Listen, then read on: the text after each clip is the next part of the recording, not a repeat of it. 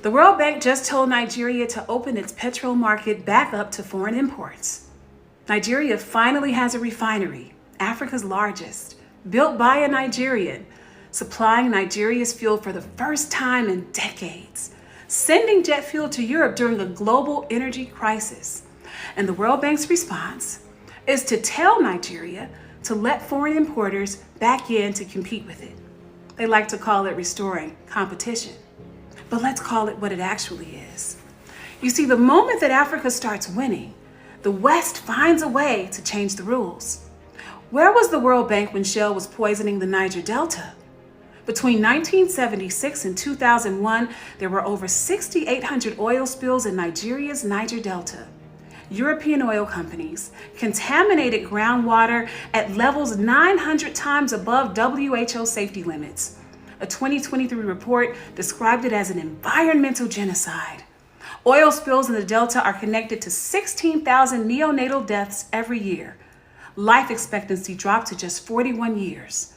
The World Bank issued no emergency reports, imposed no conditions on European governments. They didn't say a word. But the moment a Nigerian builds a refinery that threatens European import dominance, they publish a report. Then they quietly take it down a couple days after Dangote pushes back. Because they knew exactly what they were doing, and then they got caught. The president of the World Bank has always been an American. The managing director of the IMF has always been European. A British citizen's vote in the IMF is worth 23 times more than a Nigerian's vote. These are not neutral institutions.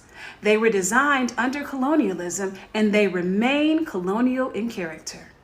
Their conditions are reserved exclusively for Africa. For the nations that watched Thomas Sankara get assassinated for rejecting the IMF, that watched Patrice Lumumba get murdered for wanting to keep Congo's wealth in Congolese hands. The consequences of saying no have never been economic. They have always been existential. Every nation has a sovereign right to determine what it does with its own natural resources.